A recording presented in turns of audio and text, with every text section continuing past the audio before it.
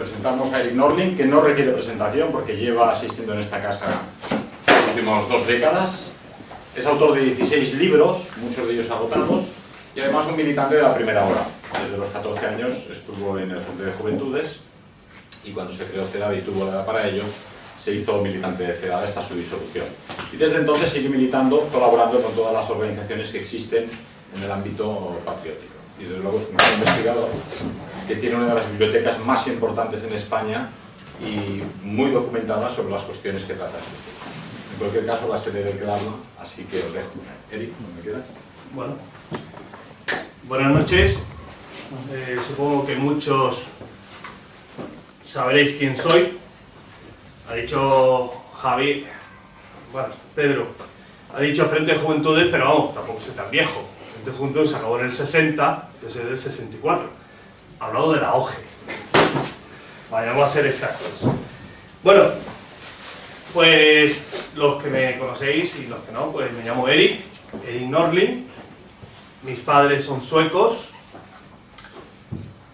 Mis padres vinieron a Málaga en el 60 y se quedaron allí.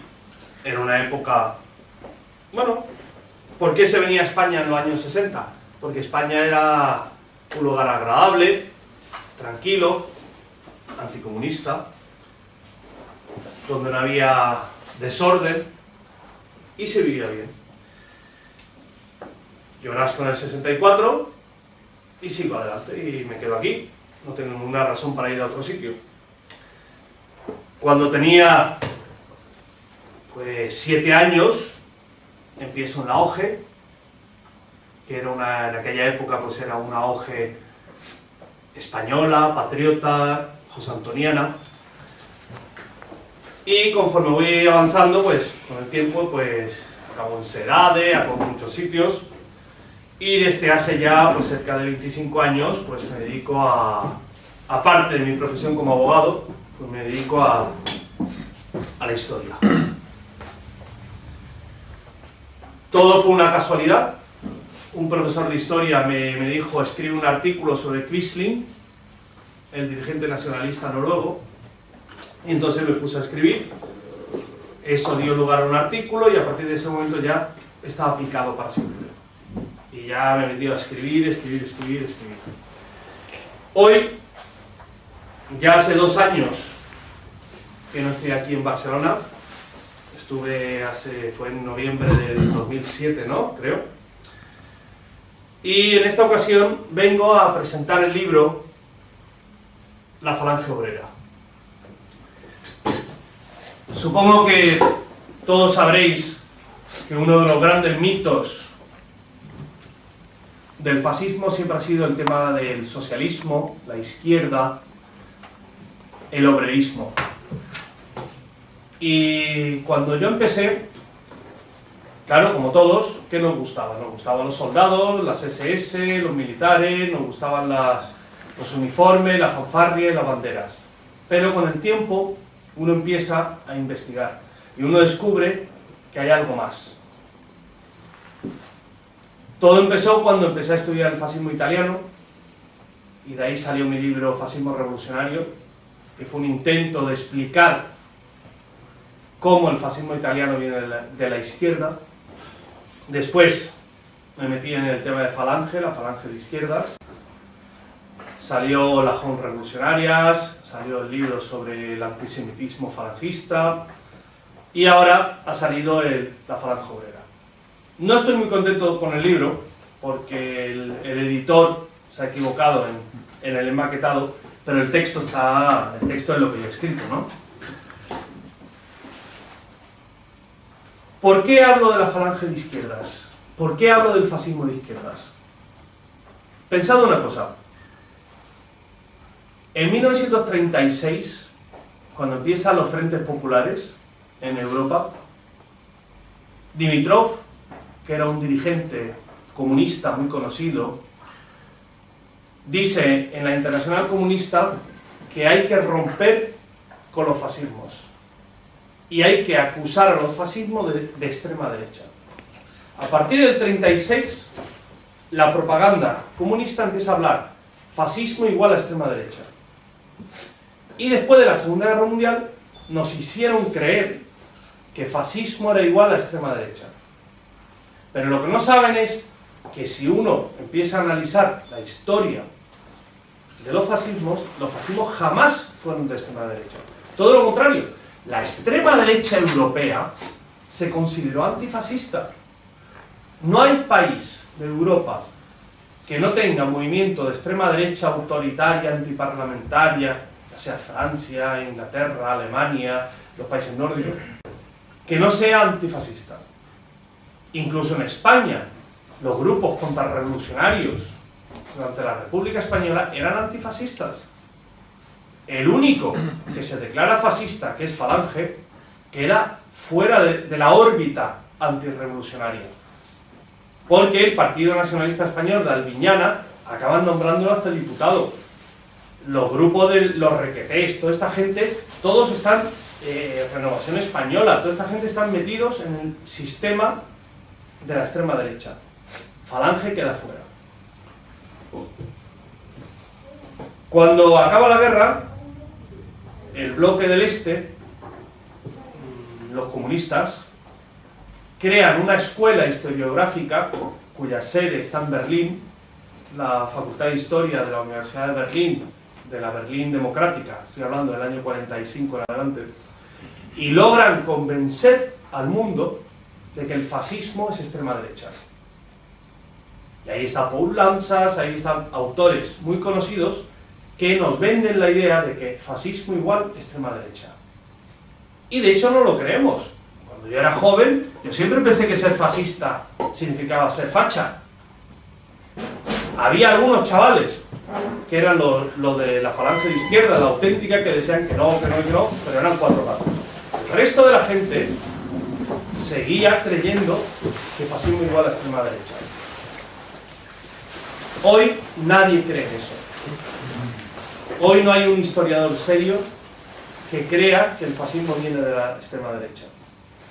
Cualquier libro de historia del fascismo moderno que cojáis, todos parten de otra base. El fascismo viene de la izquierda. El fascismo es una evolución izquierdista que asume el nacionalismo, y de ahí viene el nacionalsocialismo. Por eso, cuando empecé a trabajar sobre el asunto, me quedé muy sorprendido, porque todo empezó con Italia. Y claro, por ejemplo, cuando en abril del 45 fusilan a los jerarcas fascistas, los ministros fascistas de Mussolini los fusilan en Dongo, uno de ellos es Nicola Bombacci, un nombre que para nosotros será absolutamente desconocido. Pero Nicola Bombacci fue el fundador del Partido Comunista Italiano. Y Nicola Bombacci acaba fusilado junto con Mussolini, con los jerarcas fascistas, en el 45. Y grita ¡viva el socialismo! Cuando muere fusilado. ¿No es una contradicción? Pues es una contradicción muy rara. La gente no lo entiende. Y claro, tú coges un historiador y le dices que el fundador del Partido Comunista Italiano acaba fusilado por fascista, vale. Pero es que no solo fue él. Cuando al cabo de los meses me puse a estudiar la figura de Doriot, que creo que tienes ahí también, Pedro, el folletito de Jacques Doriot. Jacques Doriot muere en el 45 también. Jacques Doriot fue el líder del partido fascista francés de mayor importancia, 500.000 de militantes, el primer diputado de Francia, más joven, el alcalde más joven de Francia, con una importancia impresionante, con diputados, con alcaldes en todos lados, de Marsella, de Tolón, de Argel. Vale, pues Jacques Doriot empezó como el jefe de las Juventudes Comunistas Francesas, delegado francés en la Internacional Comunista en Moscú. Claro, ¿cómo se explica? Pero es que no es solo porque sean los italianos o los franceses, que ocurre en todos lados. Y ahí fue cuando yo me metí en el asunto de los Strasser, que es la izquierda nacionalsocialista, cuando descubro que la mitad del Partido Comunista alemán se pasa al partido nazi. Más de la mitad. Mi padre murió hace 20 y tantos años. Me contaba una cosa muy reveladora. Él fue en el año 36, fue a Alemania como scout. Fue como scout a Alemania de intercambio en bicicleta, porque en aquella época no iban en tren ni nada, sino bajaban en bicicleta y tardaban 2 semanas en llegar. Y llegó a una casa donde el hijo era Hitlerjugend, pero el padre era comunista y el hermano mayor comunista.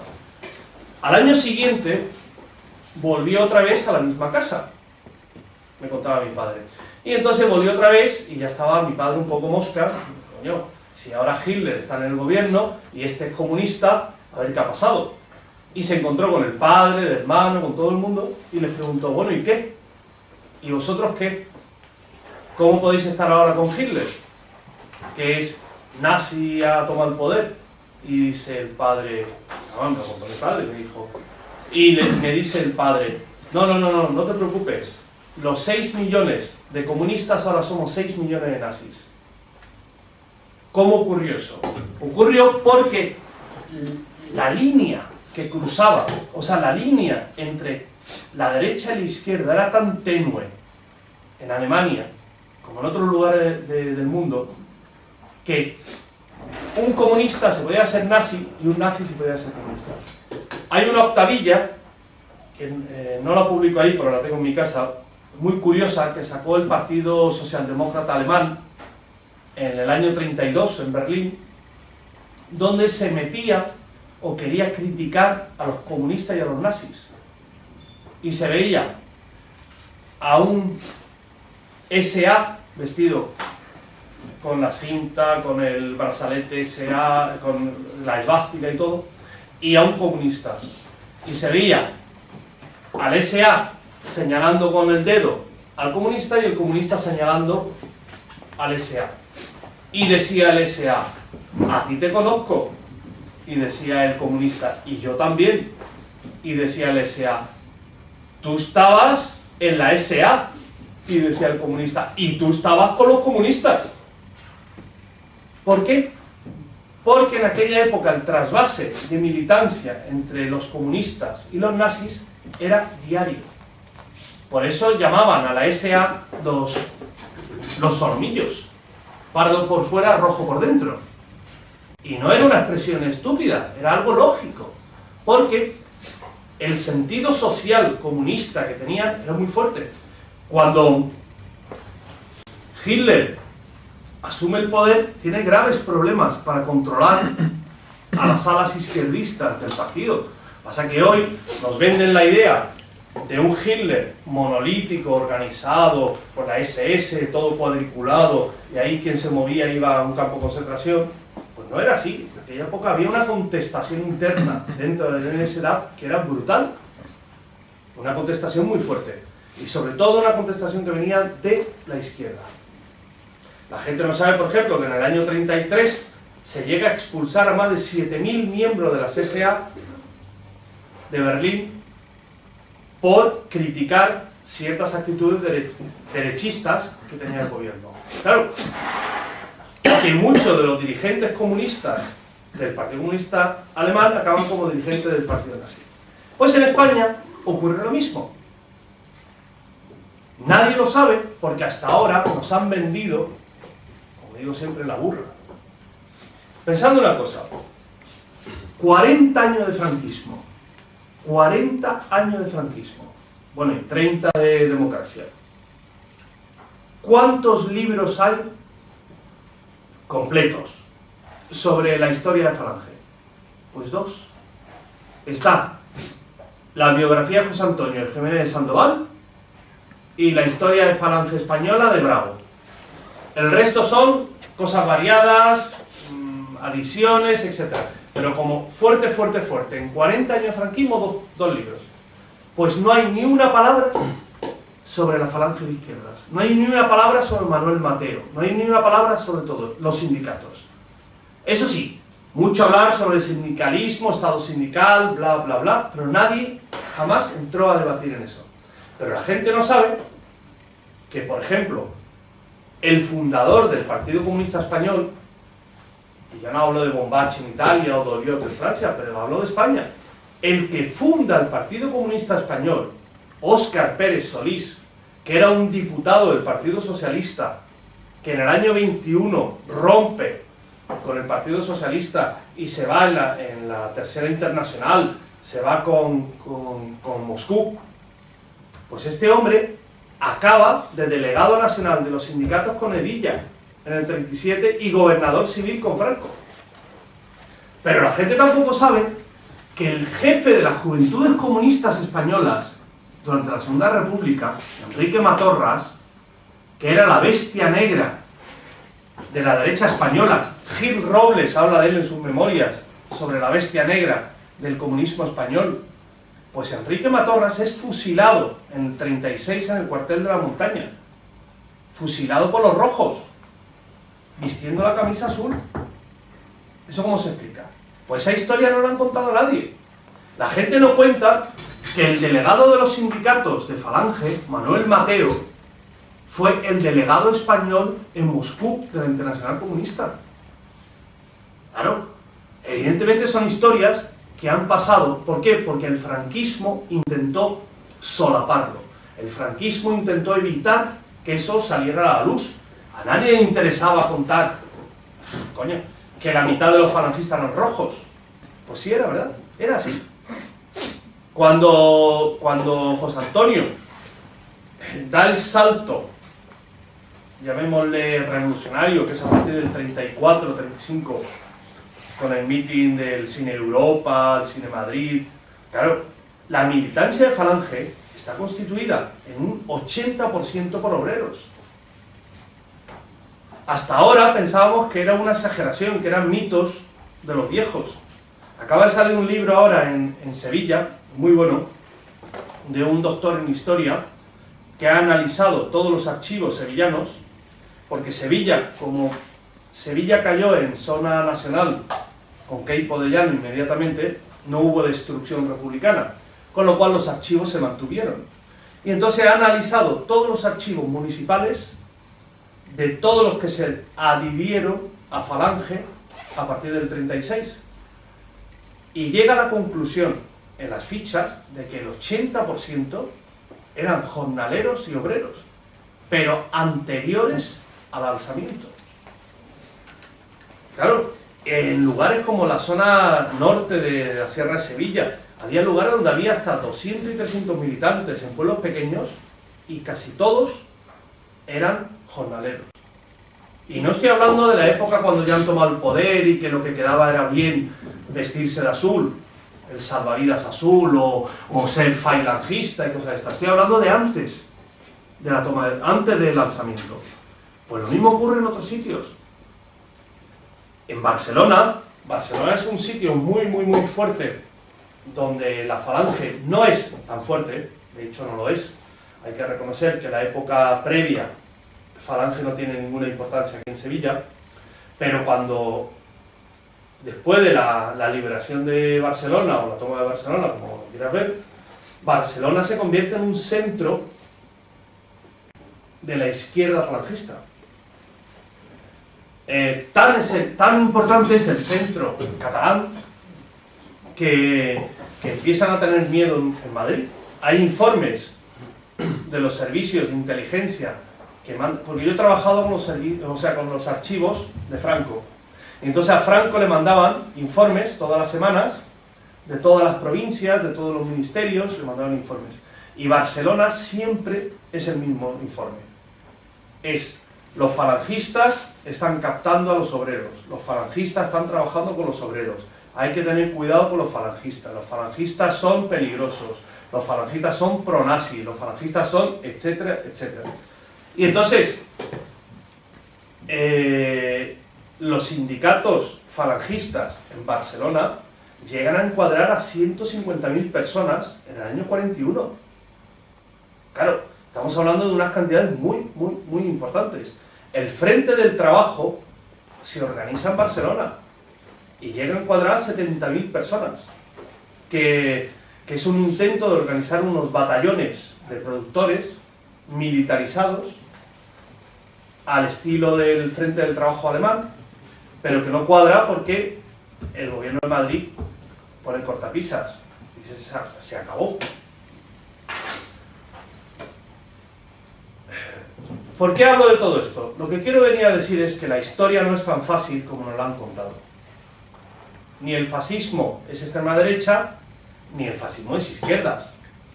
Cuando yo digo el fascismo izquierdista, me refiero a una parte del fascismo, pero había mucho fascismo que no era de izquierdas, no lo negamos. El fascismo para mí es una ideología abierta, innovadora, totalmente rompedora, que intenta superar tanto al comunismo por un lado como a la democracia liberal por otro. El fascismo, que en cada país tiene una expresión propia, se desarrolla de forma diferente, pero como algo nuevo. Pensad una cosa, el fascismo italiano es lo más moderno que hay, o el fascismo alemán, el nacionalsocialismo, es lo más moderno que hay. No ha habido nada tan moderno como eso. No quiero decir que ahora nosotros no vayamos a ser nazis ni fascistas, no, porque seamos modernos, no. Digo que en aquel momento, en los años 30 y los años 40, la modernidad estaba ahí. En Italia, Mussolini iba en coche de carreras. Todos los intelectuales, los pintores, en Alemania los cineastas, los directores de cine, todos eran modernos, porque la modernidad era fascismo. Por eso creo que tenemos una pequeña, digamos, una obligación, los que creemos aún que el fascismo tiene esa vertiente moderna, y es que hay que recordarlo. La memoria histórica hoy que nos pretenden implantar es más una tergiversación, una falsificación de la historia. No lo voy a decir porque estáis todos de acuerdo, sé que sabéis todo que es mentira lo que nos cuentan, pero intentan volver a contarnos que la falange eran los señoritos que fusilaban, que los nazis eran los ricos de la Thyssen y la Krupp que solo querían dinero, que la extrema derecha clerical y los curas estaban con los fascistas. No fue así. La historia fue muy distinta. De hecho, diría otra cosa. De no haber estallado la guerra, podría haber incluso habido, y es una de las teorías que tengo, una escisión dentro del fascismo en general, porque el fascismo de izquierdas nunca hubiera admitido una connivencia con la derecha. Y no podemos negar que Mussolini se fue con la derecha durante el Ventenio, que Hitler admitió a la derecha monárquica alemana también durante la época de paz, pero en el fondo el fascismo siempre fue de izquierdas. Cuando en el año 43 la estrella del eje empieza a hundirse, que lo sabéis todos a partir de Stalingrado, no Stalingrado, un poquito más tarde, pero yo diría a partir de la caída del norte de África, a partir de mayo del 43, cuando cae el Afrika Korps, cae Túnez, y cuando en el verano del 43 los aliados desembarcan en Sicilia y pegan el salto a Italia, la gente que había creído en el nuevo orden fascista, muchos abandonan el fascismo. Es a partir del verano del 43 cuando empezamos a ver a los verdaderos fascistas en acción. Son aquellos que yo llamo los camisas viejas, los desesperados, los locos, pero los idealistas. Y es la interesante para mí. Yo escribo mucho sobre la época de los años 30, principios de los 40, pero a mí los que más me llaman la atención son los fascistas del 43 al 45. Son aquellos, como por ejemplo en España, cuando en el 43, después del atentado de Begoña y todo esto, descabeza Franco y el franquismo acaba con la falange de izquierdas, echa a Gerardo Salvador Merino, domestica a los sindicatos, acaba con las juventudes, controla a las milicias falangistas. A partir del 43, en España, la falange revolucionaria se pasa a la clandestinidad.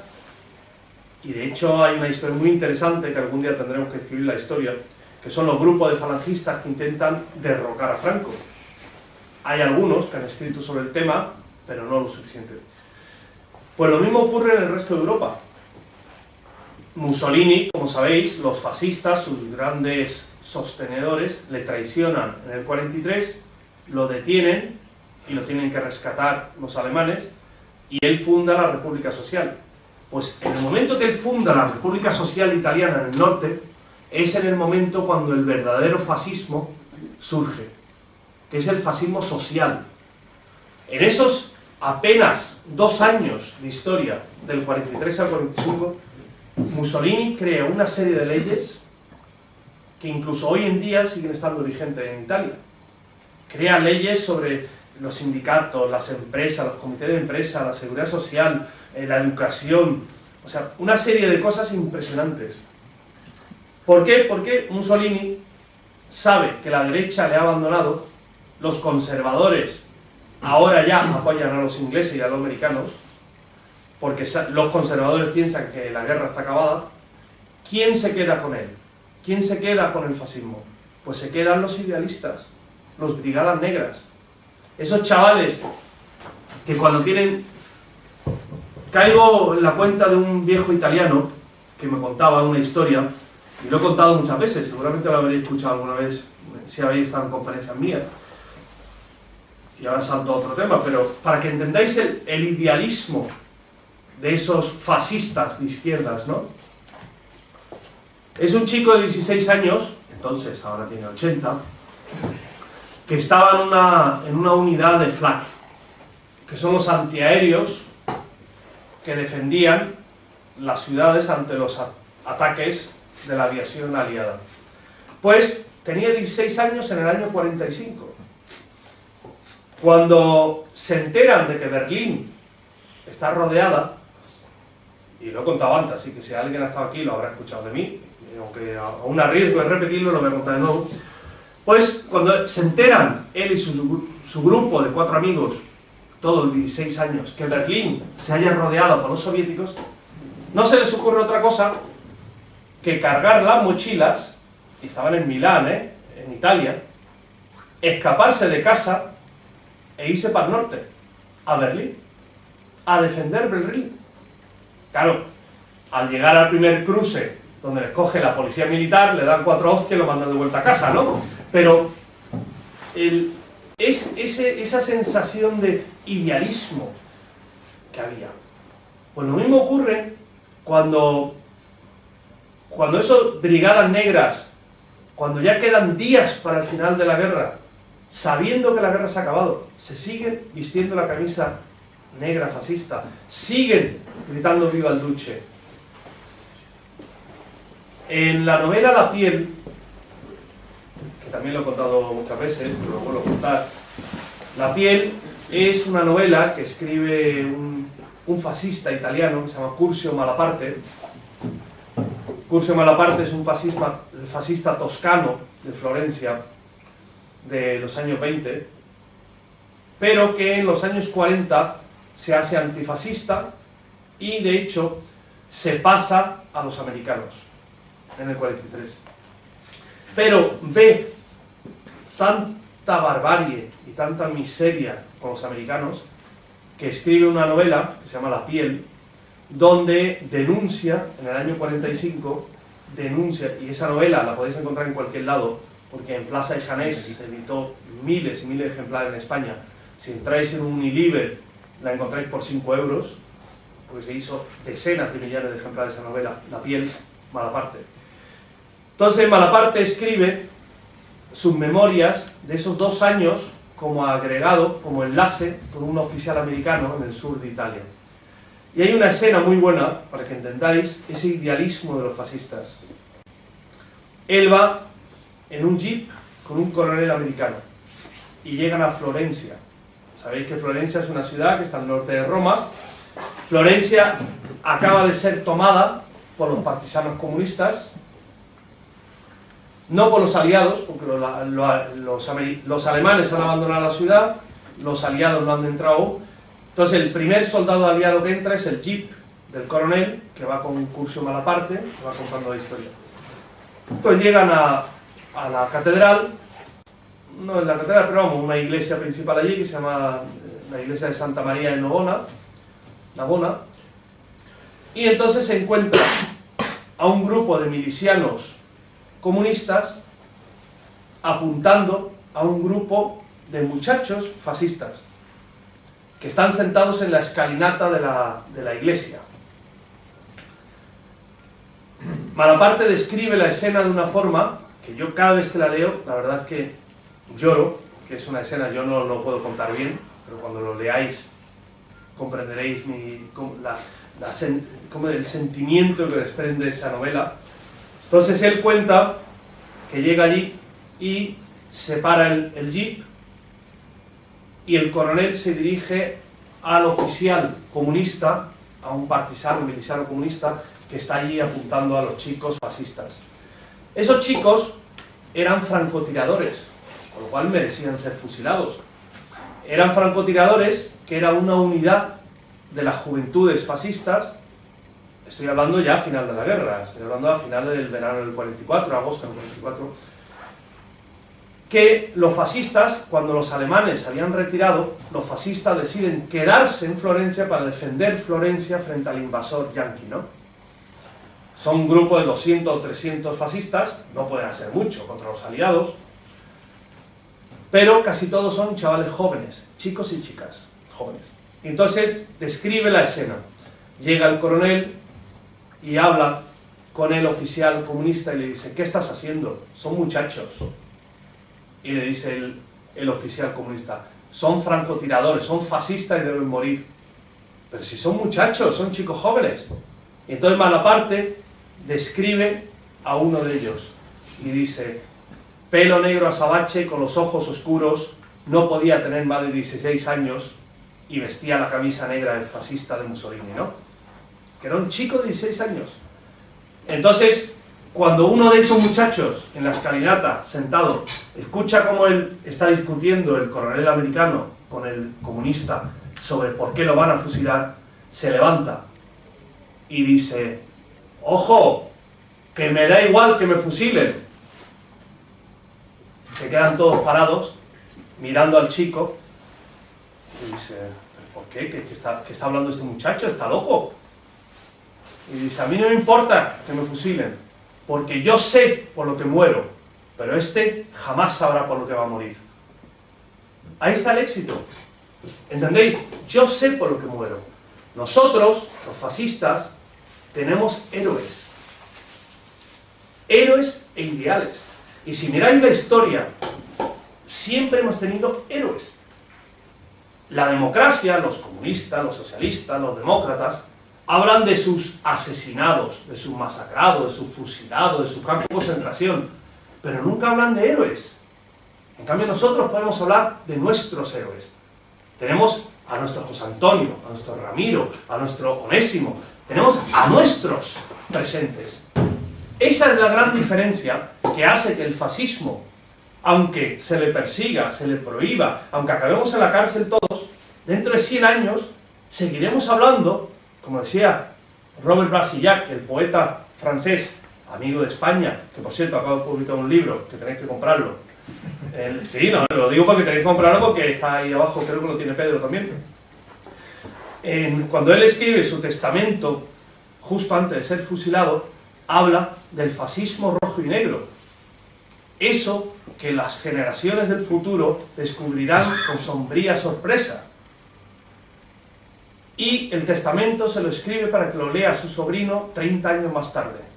Lo escribe en el 45 para que lo lea su sobrino cuando tenga 20 años, en los años 60. Y entonces él habla de las catedrales de la luz, de todo aquello que nos hizo felices y que hará felices a los jóvenes del futuro. Por eso, y no es por ser un poco exagerado, Podrán decir todo lo que quieran, que si hubo Auschwitz, que si hubo asesinatos, que si Hitler estaba loco y se comía yo qué sé, se comía las alfombras, que si el uno era borracho, el otro drogata, y que si el otro maricón. Pero nunca podrán quitar que el fascismo representó lo más, digamos, lo más sentimental, lo más que más llegó al corazón de millones de jóvenes.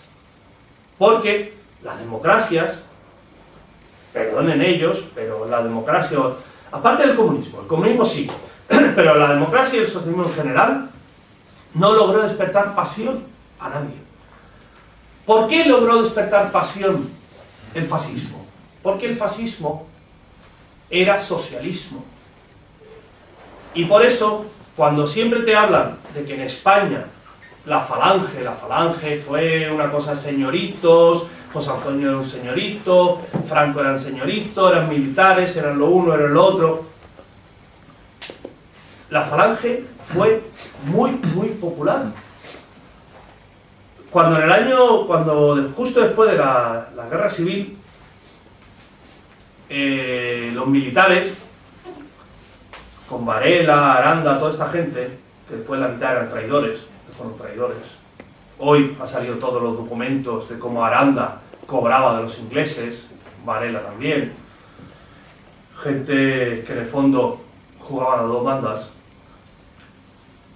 Ellos llegaron a un acuerdo con el franquismo en el cual la economía pues se le dejaba a las clases pudientes, la educación se le dejaba a la iglesia y a la falange o los fascistas se le dejaba pues ciertas cosas como el Frente de Juventudes, la sección femenina o los sindicatos, que parecían intrascendentes. Y de hecho lo parecían. Lo que pasa es que conforme la estrella del eje iba subiendo, ya no era tan intrascendente lo de los sindicatos. Quien controlaba Juventudes ya no era un tema menor. Y entonces ya empezó a molestar a la gente de derecha de este país. Y empezaron a calentar, hablando chabacanamente, la cabeza a Franco, y que había que acabar con esto. En el año 40, 41, 42 no podíamos permitir que estos fueran de rojos, y de hecho iban de rojos. Está el famoso discurso de Edilla de la Nochebuena del 36, cuando habla de rojos o azules da igual, todos somos españoles, ¿no? Y todos debemos abrazarnos y crear la nueva España. O cuando decía, prefiero, no Edilla, eso lo decían los anuncios que sacaba la falange, preferimos 1000 veces a un sindicalista comunista pasado en nuestras filas que a un burgués de la derecha, ¿no? Claro. Esa cosa empezó a molestar. Empezó a molestar sobre todo porque los sindicatos empezaron a tener mucho poder. Pensad que en el año 41, en España, los sindicatos verticales se encuadraban a 3 millones de trabajadores. De esos 3 millones de trabajadores, la mayoría eran ex-republicanos. Gente que venían del bando perdedor y que empezaban a tener puestos de relevancia, que tenían cargos, que empezaban a opinar, tenían boletines que sacaban con fondos públicos. Este es el de Barcelona, por ejemplo. Boletines muy modernos, mucho más modernos que los que sacaba la Iglesia Católica o los grupos del régimen. Para que entendáis la diferencia, lo que pasa es que no lo vaya a ver quizás desde ahí, pero mientras los sindicatos en Madrid iban con carnés así, en Barcelona tenían un diseño moderno que bien podía parecer un diseño de los años 80, donde ponía CONS, Central Obrera Nacional Sindicalista. En Barcelona, todos los diseñadores de carteles, los viñetistas, todos los que habían estado con los comunistas y con el POUM y con todo esto, trabajaban con los sindicatos falangistas. Claro, eso empezó a molestar, empezó a asustar. Gerardo Salvador Merino, que era un notario vallisoletano. Este chico, que había sido socialista, masón además, aunque no era procomunista porque su madre había muerto en un atentado de los comunistas de la República, el caso es que él empieza con un proyecto de crear unos sindicatos al modelo alemán. Estoy hablando del año 39. Salvador Merino organiza los sindicatos y en un año tiene una estructura económicamente saneada. Que UGT sean los sindicatos mayoritarios no es por nada, es simplemente porque la UCD en el 36 les dio la estructura sindical, la organización sindical, como se llamaba. Y no podemos olvidar que Comisión Obreras no lo fundan los comunistas, lo fundan los falangistas en el año 61. Comisión Obrera se funda en el Centro Manuel Mateo, el Centro Social Manuel Mateo de Madrid, por falangistas antifranquistas, pero falangistas. Después se les cuelan infiltrados comunistas como Monseñor Camacho y pasa lo que pasa. Y Comisiones se convierte en una correa de transmisión del Partido Comunista. Pero en un momento era así. Cuando hablamos del tema de los sindicatos falangistas, no solo hablo de los años 30, 40, 50, en los años 60 los sindicatos eran un hervidero del fascismo de izquierdas, donde se incorporaron gente muy interesante, gente que venía de... Tened en cuenta que cuando la CNT, los anarquistas, el famoso mito de los anarquistas, del rojo y negro, y José Antonio y todo, no es un mito, es verdadero. Es que la gente... Vamos a ver, vamos a hablar de Buenaventura Durruti.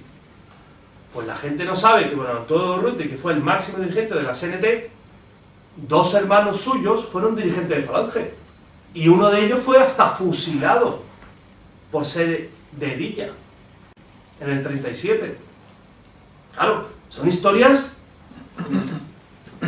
que en el momento que tú sacas todo eso, se te rompe esa idea de que Falange fue la falange de la derecha. Falange no fue la falange de la derecha.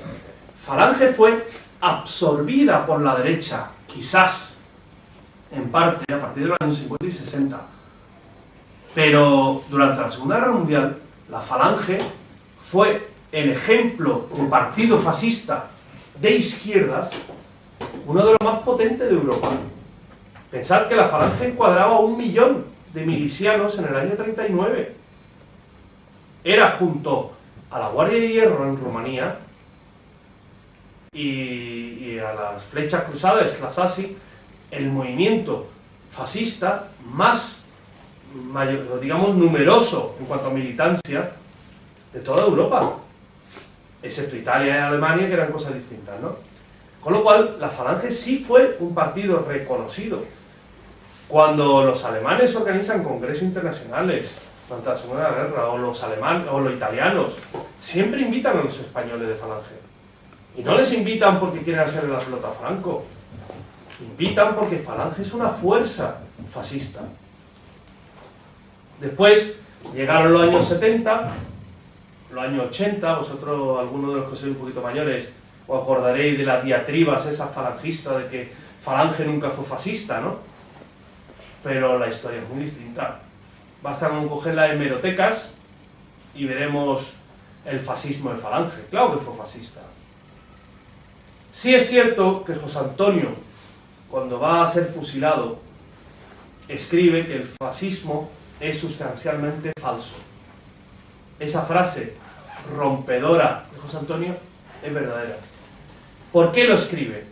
Porque José Antonio está deprimido, está triste y piensa que la vía fascista fue un error.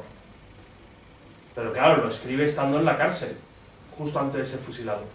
Pero también escribe, si bien escribe que el fascismo es sustancialmente falso, también escribe que la idea de Europa es la única que salvará el futuro de nuestra patria. Y es cuando escribe el famoso ensayo Germánicos contra Berberes, no sé si alguien lo ha leído aquí, que es uno de los ensayos, para mí, digamos, más hermosos de José Antonio. José Antonio allí describe perfectamente la idea fascista de Europa. Europa está dividida entre germánicos y bereberes. Germánicos no son porque sean rubios o azules, hablamos germánico porque es un concepto intelectual, un concepto griego de cultura, frente al bereber, que es el invasor, el destructor, el oscuro, que va a hundir nuestra patria. Eso lo escribe José Antonio. ¿Por qué creéis que ese ensayo fue censurado y prohibido en el franquismo? Nadie quiso hablar de germánicos contra bereberes. Tuvimos que esperar hasta los años 80 a que se publicara. Bueno, pues yo creo, llevo ya una hora hablando. Podría seguir hablando y hablando y hablando. Prefiero pasar a un turno de preguntas. Yo sé que normalmente cuando yo digo turno de preguntas nadie suele preguntar porque todo el mundo se queda cortado, pero si os conmino, por favor, que levantéis y vamos a hablar. Sí. Yo quiero conocer tu... Primero tengo que felicitarte por lo que has explicado, porque ha sido muy clarificador y ha dado ideas muy buenas sobre nuestra historia. Y yo te quería preguntar tu opinión, ya que has mencionado algunos de los falangistas de izquierdas muy significados con las cuestiones de tipo social y sindical. Te quería preguntar tu opinión sobre una figura que también dentro del falangismo pues se significó y hizo muchísimo trabajo durante muchos años. Estoy refiriéndome a José Antonio Girón de Velasco. ¿Cuál es tu opinión? Bueno, yo... ¿Qué queréis que te diga? Ahora voy a ser un poco abogado del diablo. Girón de Velasco tiene cosas a favor, pero tiene muchas negativas también. Yo no lo encuadro dentro de los falangistas de izquierdas, porque de hecho no fue un falangista de izquierdas. Es más, yo llamaría a un falangista franquista, es un franquista, pero el que tú seas franquista no es nada negativo.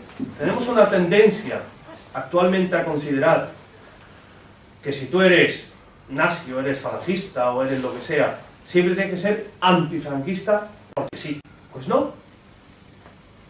Girón encarnó esa parte del régimen que quiso crear una España social. Una España social corporativa, una España social nacional sindicalista, una España que creó, no lo olvidemos, millones de hogares, de asistencia social, de centros laborales, de seguridad social, de ambulatorios. José Antonio, Girón de Velasco provenía del grupo de Onésimo, venía de Valladolid, con lo cual era un sector bastante conservador. No era el sector radical revolucionario. Girón jamás hubiera hecho un golpe contra Franco, no lo encuadramos con los sedilistas, nunca fue antifranquista. Pero le honra porque era el que, digamos, llevó la dinámica social. Me decía Pedro Varela en el coche cuando veníamos del aeropuerto que quizás ha llegado el momento de escribir un libro sobre Franco reformador social. Es que no es que uno quiera ensalzar la figura de un militar africanista monárquico, porque eso era lo que era, lo sabemos todos, que era africanista, monárquico y militar. Pero Franco sí hizo de España la novena potencia industrial del mundo. Creó un sistema de asistencia social que no tenía nadie. De un analfabetismo del 70% del analfabetismo pasó a la plena escolarización. España en el año 75 era el país con más universitarios por habitante de Europa. Eso lo hizo Franco. Que después no estemos de acuerdo, que después no nos cabreemos porque traicionó al Führer en Berlín, etcétera, etcétera, etcétera. Lo que queráis.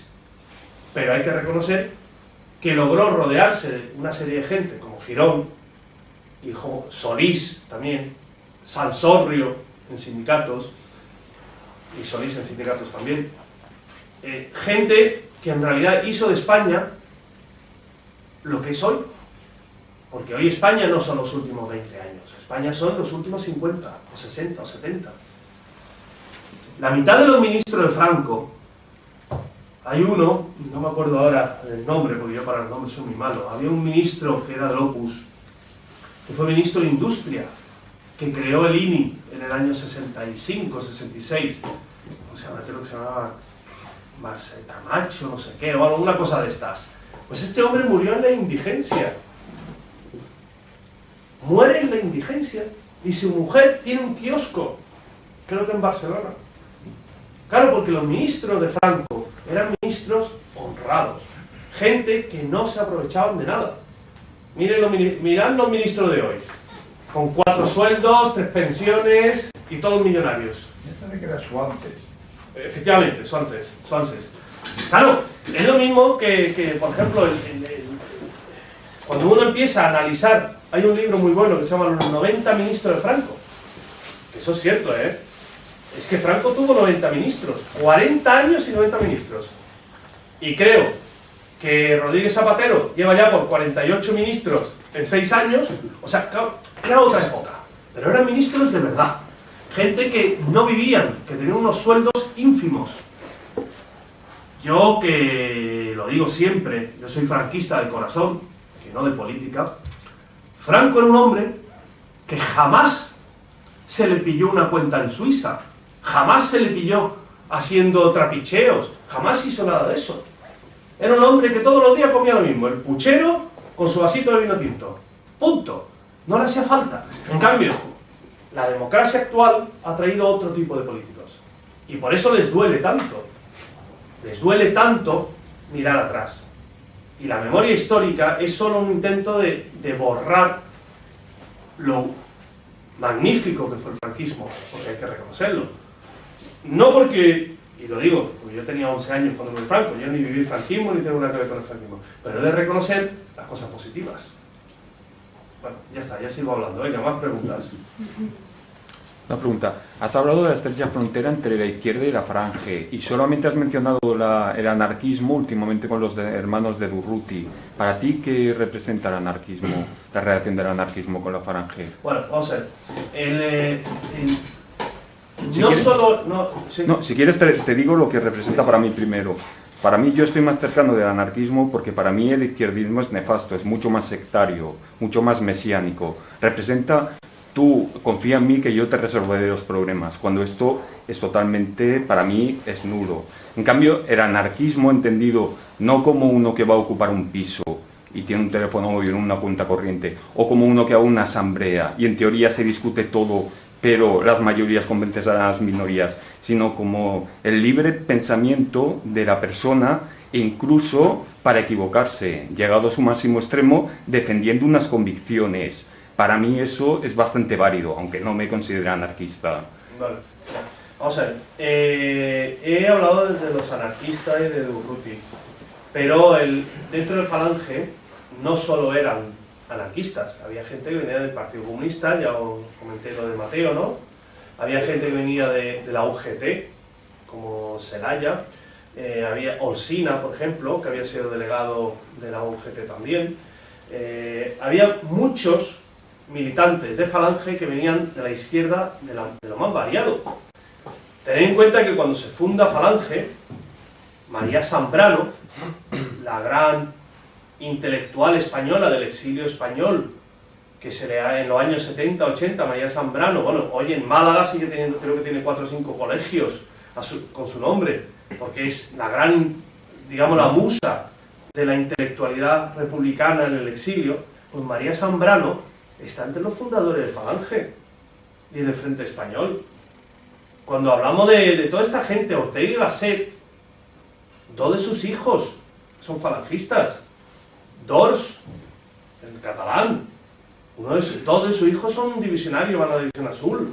Claro, la intelectualidad de aquella época, fuera de izquierda, fuera de derecha, excepto la ultraderechista, que es curioso, la intelectualidad ultraderechista nunca estuvo en Falange. el único sector que hubo fue el pequeño, que estaba con el Marqués de la Lisera, que abandonó Falange cuando Falange se une con la Homs. El resto venía de la izquierda. No una izquierda a lo mejor extrema, anarquista, que lo sabía, pero venía de una extrema, digamos, una izquierda liberal. Muchos de los intelectuales homsistas eran gente que venía del partido de la Saña, gente de hecho, Ramiro, José Antonio después habla de la monarquía gloriosamente fenecina, ¿no?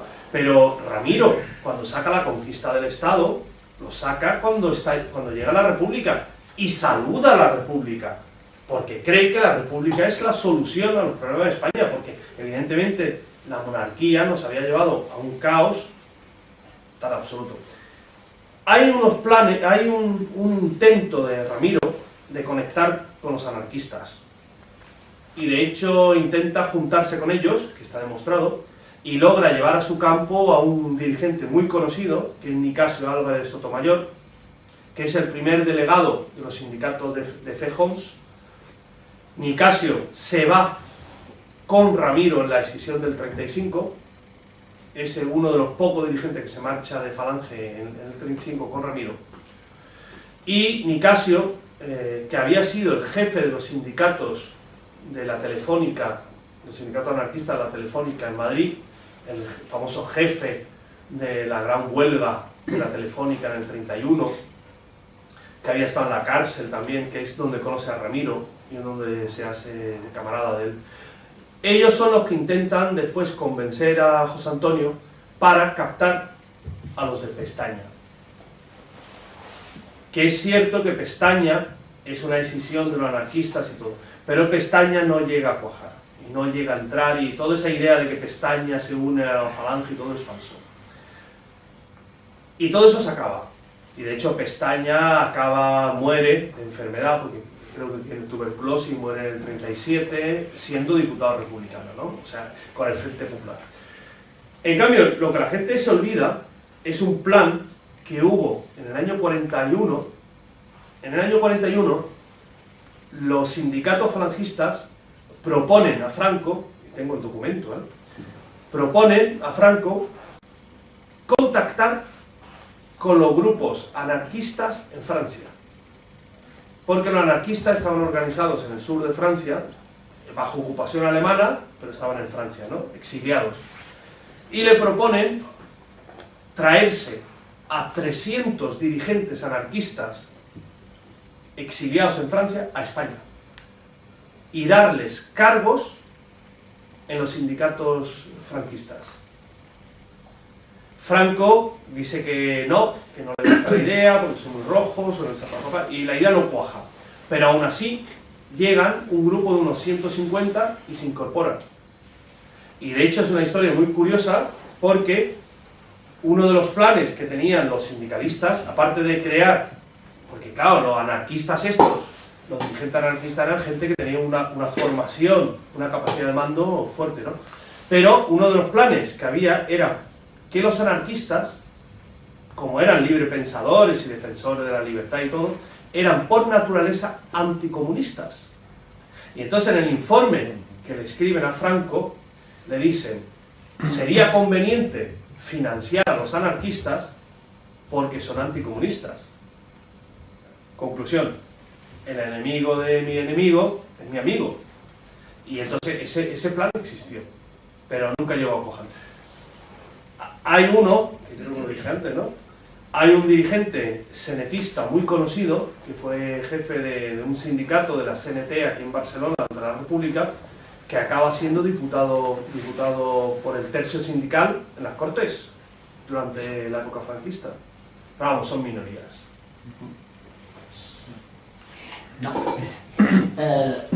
Franco, esta crítica tan feroz que se da a Franco,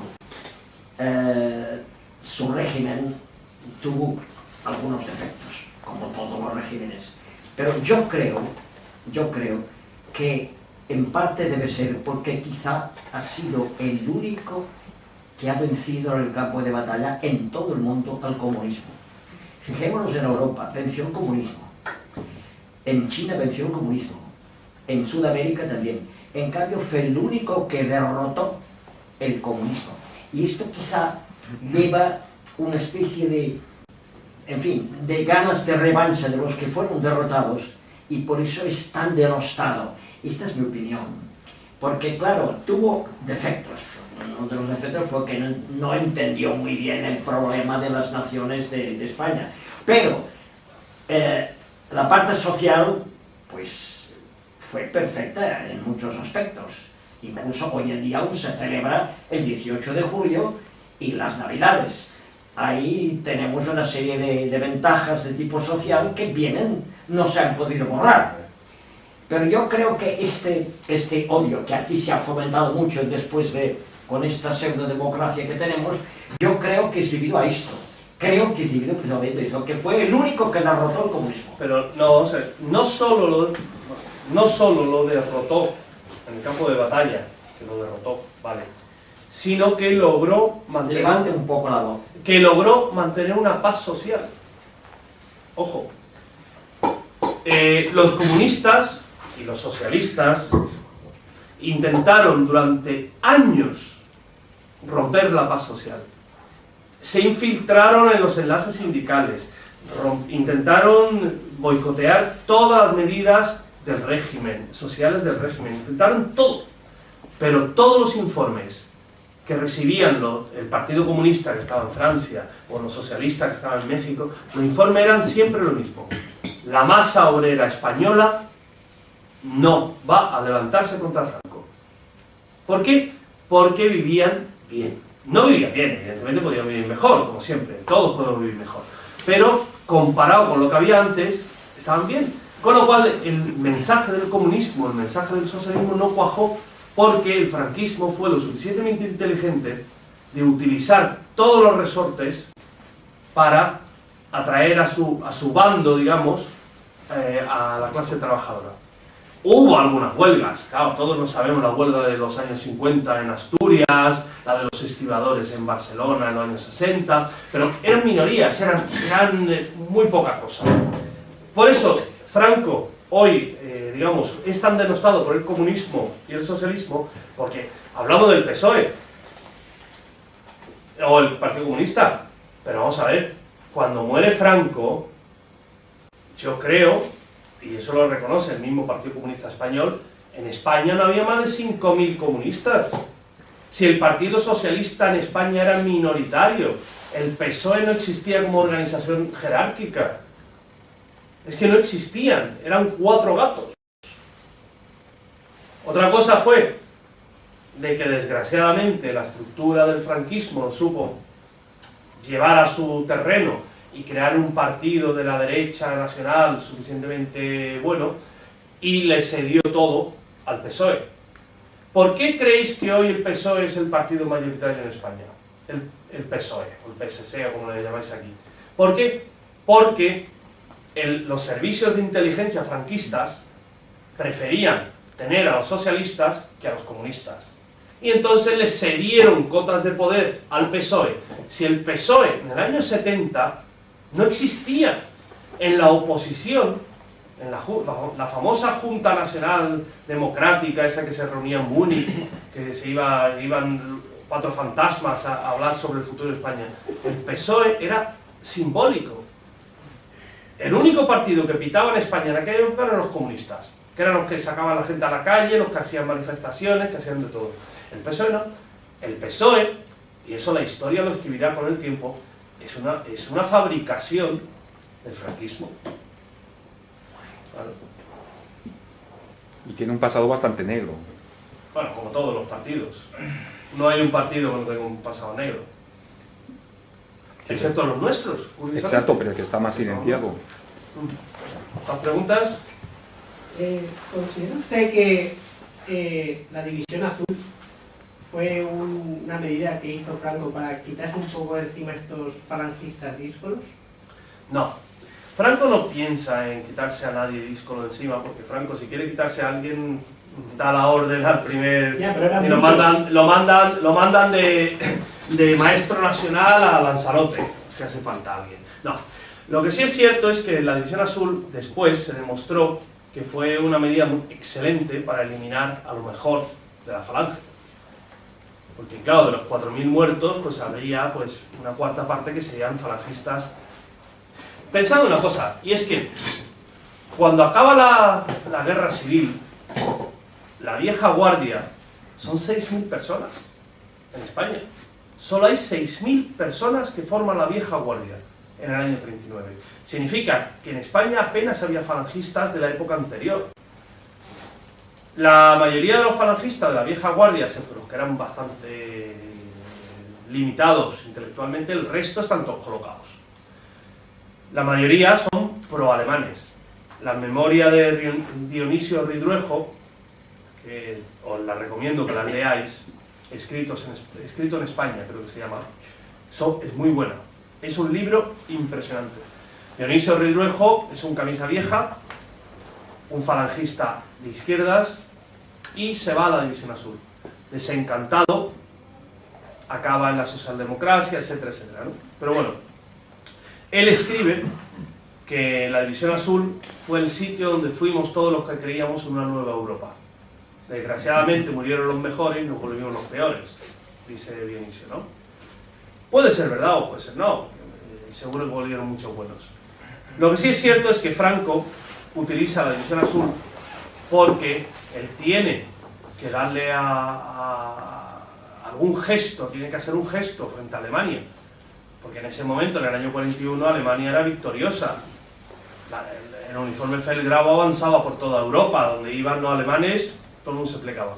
Entonces manda la división y manda a los más granados, sus oficiales. Los mejores oficiales del ejército español están en la División Azul. Coroneles, tenientes, capitanes, lo mejor de lo mejor. De hecho, Muñoz Grande es uno de los mejores generales de Franco. Vamos, acaba siendo el jefe de la Casa Militar después. Hay un documento muy bueno, que eso lo voy a publicar con el tiempo que he encontrado en un archivo americano, que es una carta de Muñoz Grandes del año 44, ojo a la fecha, donde dice que le escribe al embajador, le escribe a un subsecretario en Berlín de Asuntos Exteriores alemán, que había estado en España, y entonces le escribe diciendo que su gran sueño es volver a Alemania y comandar una división contra el comunismo, ¿no? Y lo escribe Muñoz Grande en el 44. Pues había mucha gente que pensaba eso. Y Franco se quitó de en medio a mucha gente mandando a la División Azul. Lo único que le reprocho yo a Franco es esa famosa frase en la Navidad del 41, cuando él da un brindis con oficiales que van a partir en un batallón de marcha hacia la división. Entonces Franco se levanta y coge la copa y dice: hoy, y brindo por vosotros, oficiales, bla, bla, bla, bla, lo mejor de España, hoy solo es una división, pero si el camino a Berlín estuviera amenazado, habría 1 millón de bayonetas españolas defendiendo la capital del Reich. Claro, 4 años más tarde, ni Franco se acordaba de eso, ni nadie se acordaba de nada, ¿no? Pero bueno, eso es lo único que yo le echo en cara a Franco. Pero claro, hay que ser político. Franco, ¿qué iba a hacer? ¿Qué vamos a hacer? ¿Mandar soldados contra los rusos? No lo hubiéramos derrotado, eso está seguro. Si no lo derrotaron los alemanes, nosotros no lo íbamos a derrotar en el campo de batalla. ¿Recomienda un libro sobre la División Azul o piensa sacar alguno?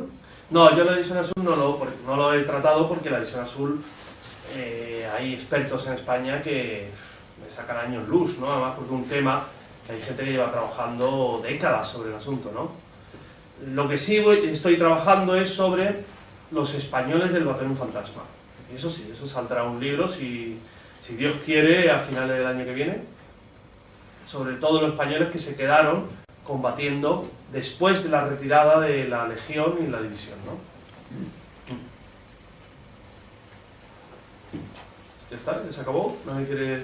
Me hablabas en el coche del tema de la vivienda, que comentábamos por alguien que hay aquí presente que su padre compró un apartamento en época de Franco que le costó 600.000 pesetas y cobraba 50.000 pesetas al mes, son 12 mensualidades. de estos pisos que ahora están sacando la placa del Ministerio de la Vivienda. ¿Esa política de vivienda provenía de la política social de Franco o venía de la inspiración de la Falange? Bueno, vamos a ver, el tema de las viviendas sociales, eso siempre ha sido, tiene dos vertientes, o sea, no vayamos a echarnos flores. Lo que sí es cierto es que la doctrina social de la Iglesia en España tiene antecedentes muy fuertes.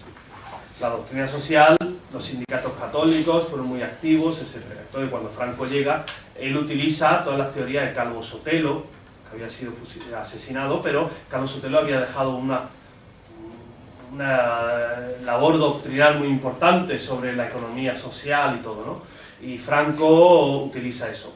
Pero, concretamente, el tema de las viviendas es una copia italiana, porque el fascismo italiano crean todo lo que son las viviendas sociales, las famosas, todo lo que son las marismas que hay, donde ahora está el aeropuerto de Fiumicino en Roma. Eso en los años 20 eran todo unas marismas, donde lo que había era tifus y malaria y cosas, y de hecho todo lo limpian y crean un montón de pueblos construidos donde emigran jornaleros y campesinos pobres del sur de Italia, allí donde le dan casa y crean riqueza. De hecho, hoy toda la industria alrededor de Roma fue creada en zonas industriales por el fascismo, ¿no? Eso en España también se intenta copiar, las campañas contra la tuberculosis, las viviendas sociales y todo.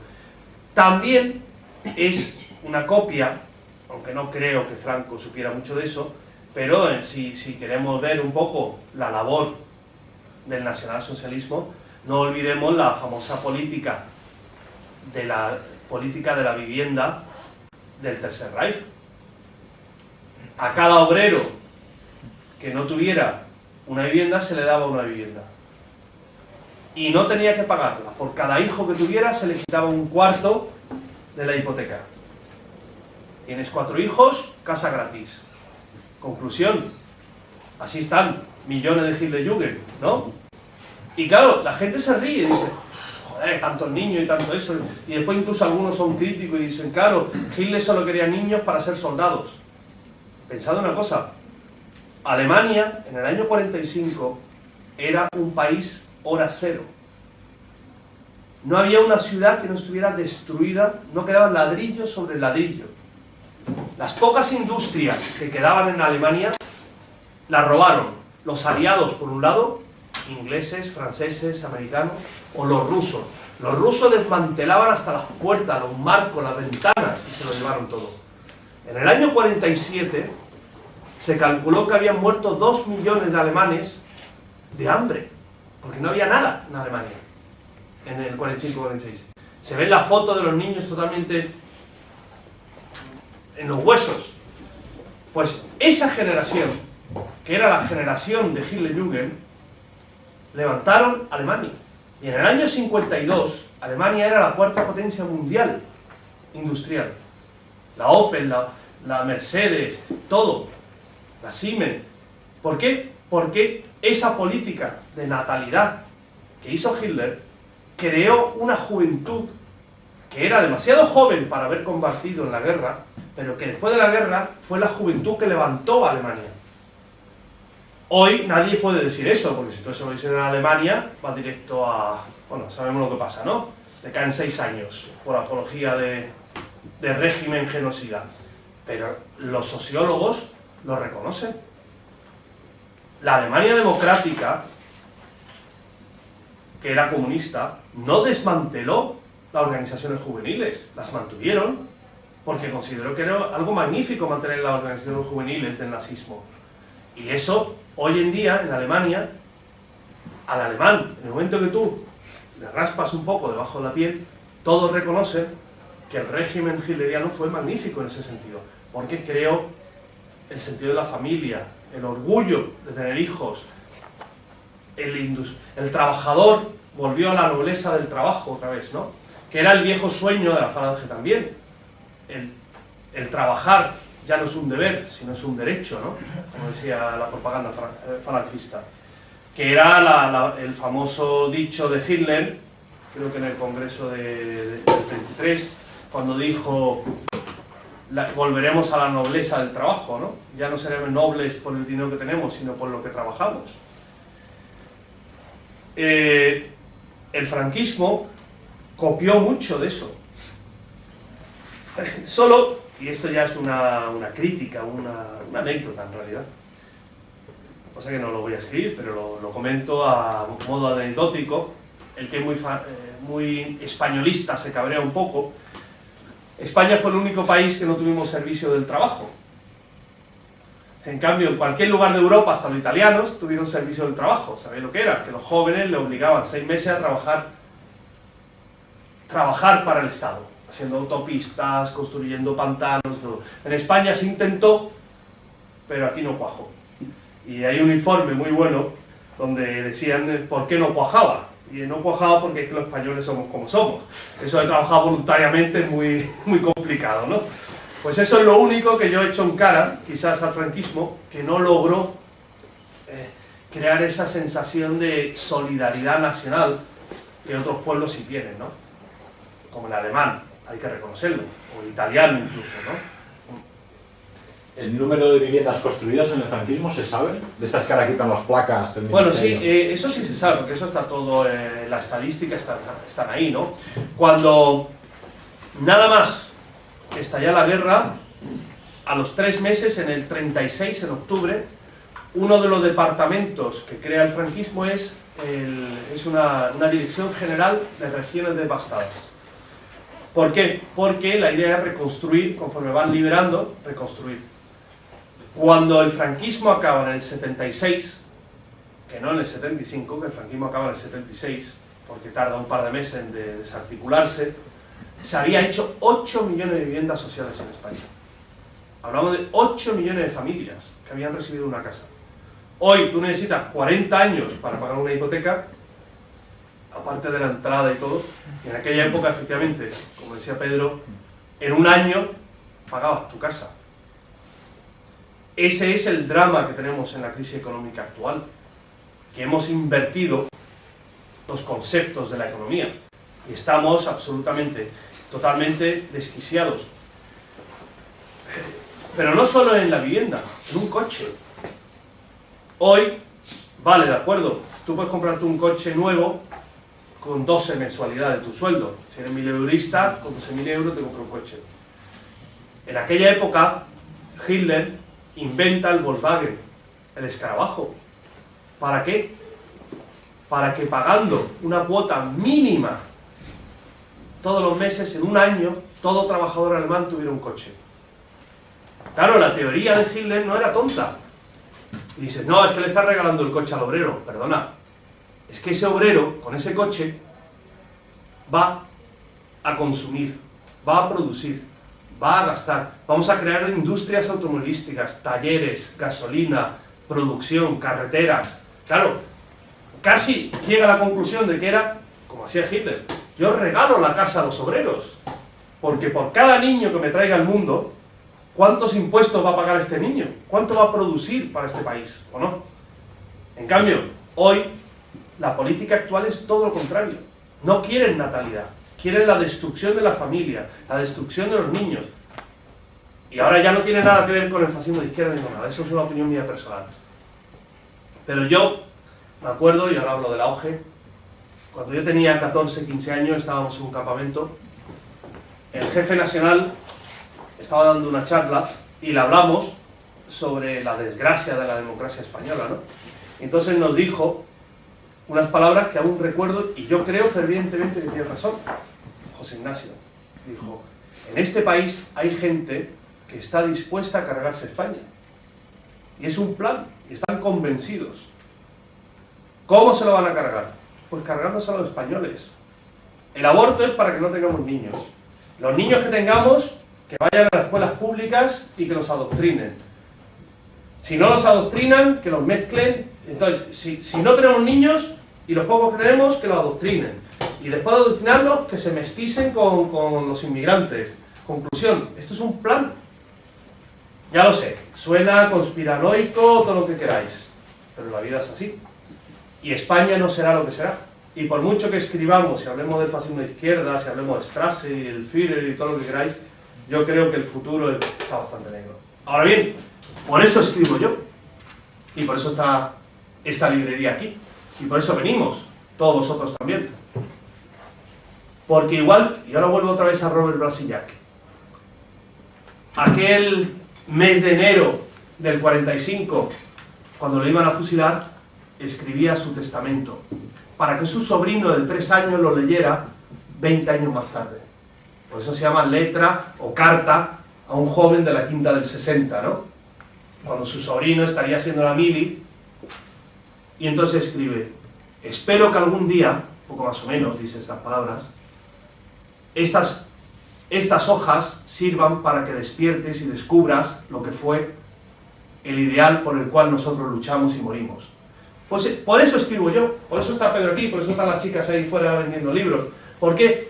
Porque dentro de 20, 30, 40 años habrá chavales jóvenes que se encontrarán con este libro en un anticuario de viejo y dirá: hostia, hostia, hostia.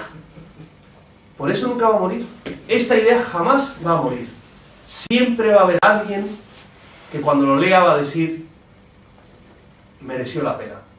Por mucho que quieran vendernos la memoria histórica, por mucho que nos quieran borrar, por mucho que nos quieran prohibir, por mucho que nos quieran meter en la cárcel, que lo harán. Si todos lo sabemos que lo harán. Estamos como Orwell. Acabarán quemando los libros. Pero siempre habrá un libro escondido en algún lado. Y cuando ese libro aparezca dentro de 30 años, ¿quién sabe? ¿Os acordáis de la película de Terminator? El chico, pues ¿quién sabe si el que lo levanta va a ser el futuro dirigente de la resistencia blanca? ¿No? Pues quizás, a lo mejor. Por eso estamos aquí todos, ¿no?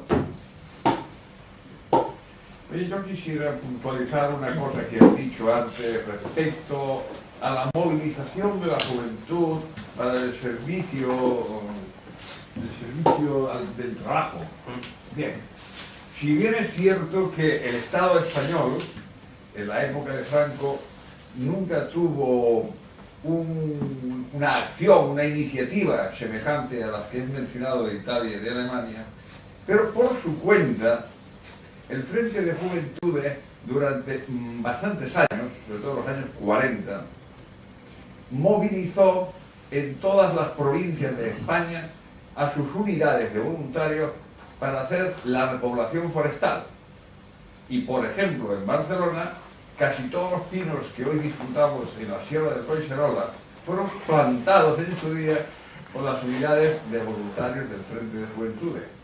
Es decir, no como iniciativa del Estado, pero sí como una iniciativa en pequeña escala del Frente de Juventudes, se emprendían acciones de este tipo. No, sí, yo no niego que no hubiera acciones de ese tipo. Estoy hablando que a nivel estatal No, se estatal montó. no, ya he dicho que no. Efectivamente. Que sí es cierto que hay que analizar el Frente de Juventudes y que aún falta una buena tesis doctoral sobre el Frente y hay libros, pero no hay nada. Sí es cierto que habría que analizar el porqué del Frente, el cómo, etcétera, y la razón del fracaso del Frente, ¿no? Que es el gran drama. En cuenta, hay Frente del Trabajo, porque estaban reconstruyendo Alemania. Es que hay que ver también un poco, no hay que tampoco ser demasiado crítico, ¿no? Eso sí es verdad. Bueno, son ya las 8, ya. Yo quisiera una última, a ver si pudiéramos aclarar o pudiera aclararnos el sistema de protección social del que tanto se habla ahora, de dónde viene, o sea, lo que es la seguridad social, tal como funciona. Vale. La seguridad social española, vamos a ver, en los años 30 hay tres modelos que funcionan. Está el modelo católico, corporativista católico, que es el que aplican los italianos, que lo empiezan a aplicar a partir de los años 20, que no es un invento del fascismo, pero sí es cierto que lo implementa el fascismo italiano y lo desarrolla. Ese modelo es el que intentan aplicar todos los partidos de las derechas españolas, tanto desde Gil Robles con la seda, los sindicatos católicos, la doctrina social de la Iglesia, todos hablan de eso, y hay muchos libros textos que hablan de la política social, de asistencia social. Vale. Después está el segundo modelo, que es el modelo americano o anglosajón, que es el modelo Roosevelt, de New Deal, que es el intento de las obras públicas, el derecho al paro, etc., que en realidad no llega a Europa, pero está ahí. Y el tercer modelo es el modelo nazi, que es un modelo revolucionario, donde utiliza las teorías socialistas de principios del siglo XX y de posguerra. No olvidemos, como he dicho, que muchos de los dirigentes nazis venían de la izquierda, con lo cual aplican teorías de los espartaquistas, de los comunistas, de la izquierda, del Partido Socialdemócrata Alemán, lo aplica y Hitler lo impone y lo implementa.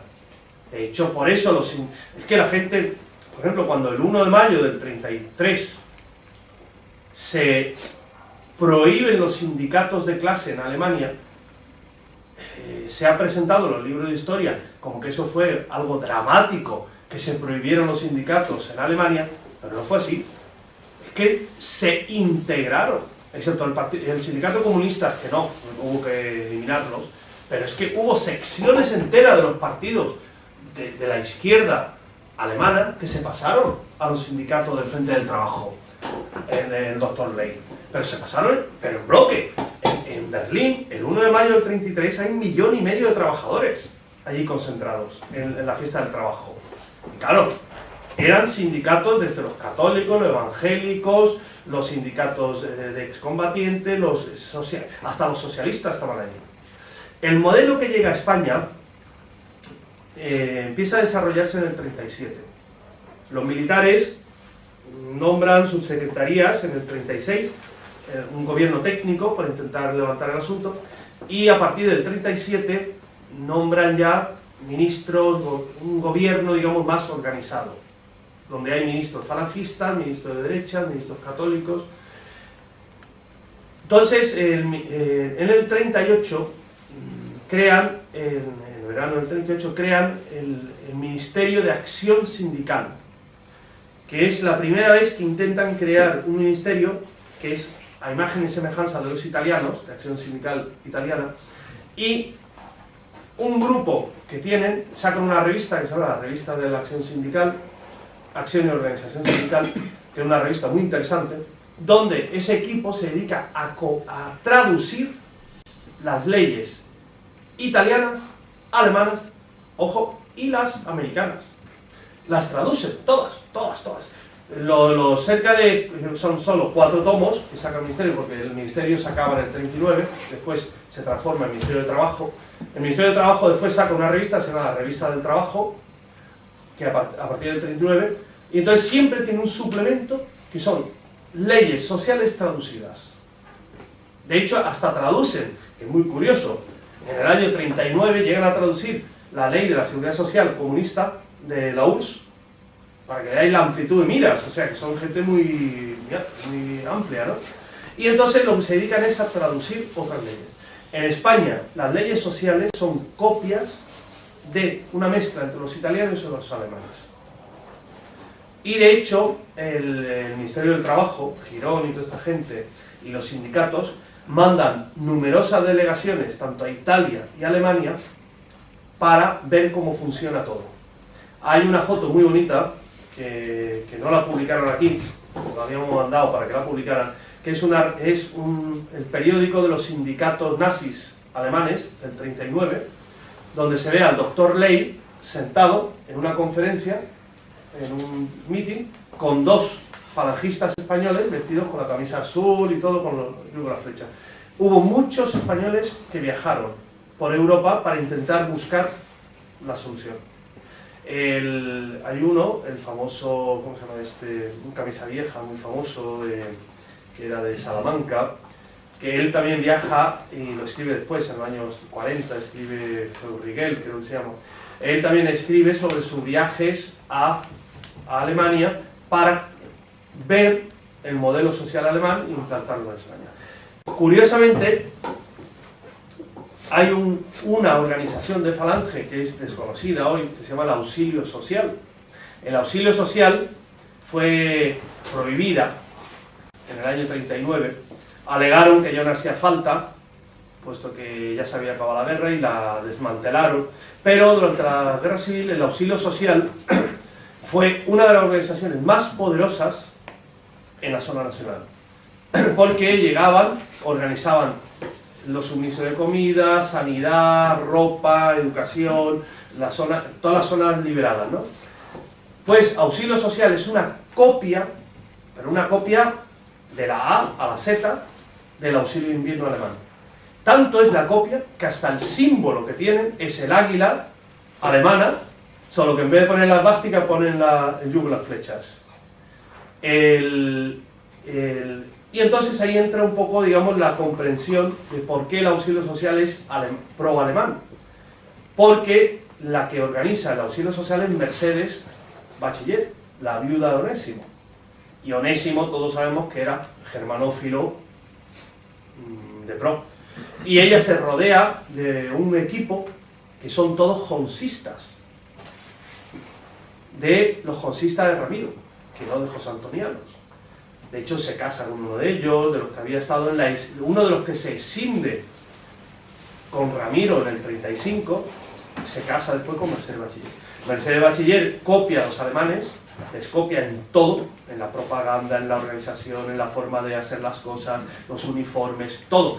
Incluso el Congreso Nacional del año 38 de Acción Social es una copia, hasta los tickets que tienen para la comida en el Congreso son copiados de los modelos de los congresos alemanes.